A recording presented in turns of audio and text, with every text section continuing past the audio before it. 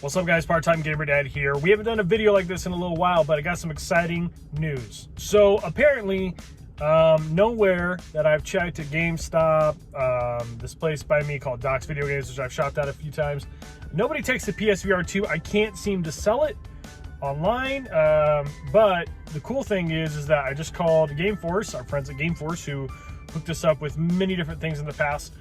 They actually will take a PSVR 2. Let me show you the proof that I've got one. So as you can see, we have the headset here. We also got the controllers, and we got the dock station for the controllers as a charging dock. So the exciting thing is we're gonna take it in. We're gonna do trade-in. They can't do cash, but that's okay. We're trying to get some stuff for the N64 score. What's up, guys? Part-Time Gamer Dad is back from GameForce. We did trade in our PSVR 2. Like I said, they accepted trade-ins. They weren't doing like cash trade-ins, so we had to use store credit, but that's okay because we actually left with some pretty cool stuff. So this is the bag they gave me last time. It's what I brought the PSVR 2 in, and it's what I used to take all the stuff I got to leave the store with. So we got some really cool stuff for the 64 score, some stuff that is an addition to what we've had before. Some of it's kind of a dupe purchases. However, there's a reason we did these dupes. So first and foremost, we're gonna start with Battletanks Global Assault. Now, if you've never played Battletanks Global Assault, it is a game that I have very fond memories of as a kid, growing up with an N64, playing this late at night. It's a multiplayer game, 1 to 4 player, shows right there.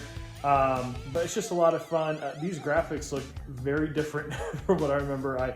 When I played this, I have a very different view in my head of what this looked like, and that just kind of speaks to the power of the N64 when we were kids, and just how much fun it was and our imaginations with it during that time. Also, another game I got in box, and the box is kind of like jacked up a little bit, so I was able to get this one a little bit cheaper, but it is the Japanese complete in box of Super Smash Brothers on the Nintendo 64.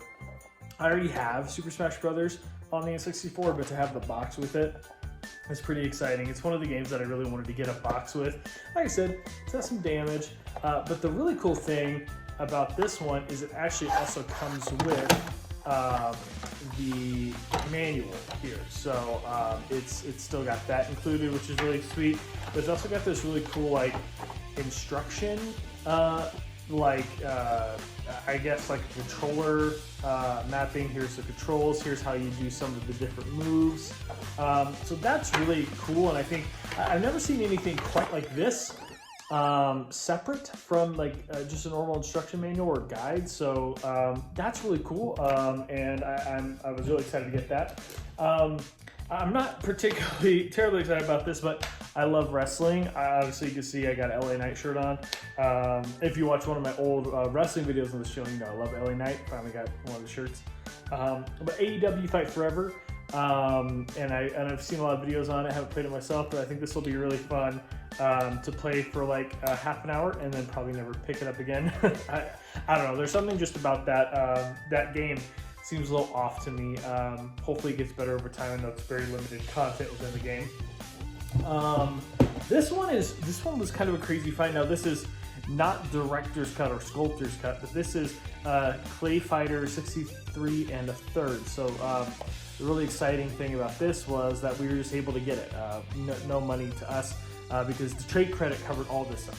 So we were able to spend the exact amount of money we had in trade credit on all this stuff, which was really cool. I didn't even play it. I was just like, hey man, can you just see where I'm at right now? He was like, you're literally on the dot. And I was like, perfect, cool. But 63 1/3 Clay Fighters, very excited about that. Very highly underrated game. A lot of people don't even know what that game is, but if you get the Sculptor's Cut, which I think was a Blockbuster exclusive, especially complete in box, is like, what, $11,000-$12,000 at least. So this one, you guys are gonna think I'm crazy, but I'm gonna play this. I'm gonna do a video about this game. It's the guys. I'm really sorry. I don't even know what I was thinking. But it's Lord of the Rings Gollum. Listen, I've played a lot of games and I've heard a lot about this game, and I know it's garbage, I know it's trash, and I want to see how trash it is, and I want to make a video on it so you don't have to play it. Lord of the Rings Gollum, there you go. I'll give you more of my thoughts on that later. And the last thing I got, which I thought was pretty cool, one of my favorite games of all time from the Nintendo 64 era is Star Wars Shadows of the Empire. Limited run released, basically just like this N64 cart reimagined with the purple casing of Shadows of the Empire. So really cool artwork here on the front as well. Different than the actual artwork from the original game. It had a stormtrooper on there shooting. This is more indicative of like some of the actual art cover from, I believe, the Japanese version, and a little bit of the American version as well. But that's really cool. You got Dash Rendar in there. You got Boba Fett, and you got some stormtroopers. You got a lot of IG-88. You got a lot of those characters on there. So, I mean, honestly, guys, like leaving with 3 64 games, leaving with you know, like a couple of PS5 games. It's pretty cool that. Oh, and we also have can't forget Battle Tanks. It's pretty cool that we were able to get all this stuff. No money out of pocket. You know, don't have my PS VR2 anymore, but I wasn't using it. I bought it, and I shouldn't have bought it, quite honestly. It seemed really fun, seemed really exciting, but ended up it just. I don't have time for it. You might be able to hear the babies. They're crying right now because they just woke up. And that's kind of what all my time's been going into. As well as, you know, like if I'm going to play a PS5 game, I'm going to play a PS5 game. That's not VR because the VR just takes so much time to set up. Takes a lot of space. We don't have a whole lot of space. Hopefully we're moving sometime next year. But the big focus right now is like my family and you know, just living life, and if I do play video games, I want it to be something I want to play. So make sure you like this video, make sure that you subscribe to the channel, make sure you let me know which one of these games you're most hyped to see me get. It's probably this one, right? And also make sure you let me know down below if there's any 64 games that I don't have on my list, which you can find on the community tab of my channel. If there's any N64 games I have for the 64 score that you would say, hey, I think you should get this. It's not on the list, but I think it's really worth it. I've mostly been just focusing on the list, but I know there's games out there that I should go get. I do count this one for Shadows of the Empire. I'm still going to try to like find just original cart as well, maybe even complete a box, but unless I have it already, I don't know, man. Like that's always what's in the 64 score video. To go through and update that list. But thank you guys so much for your support.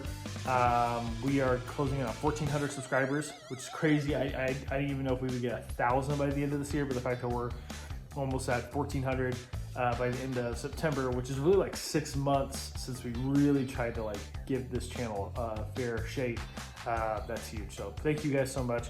We'll continue to hustle. We'll continue to try to make it happen. And let me know what kind of videos you guys want to see down below. Thank you so much, and I will see you very soon.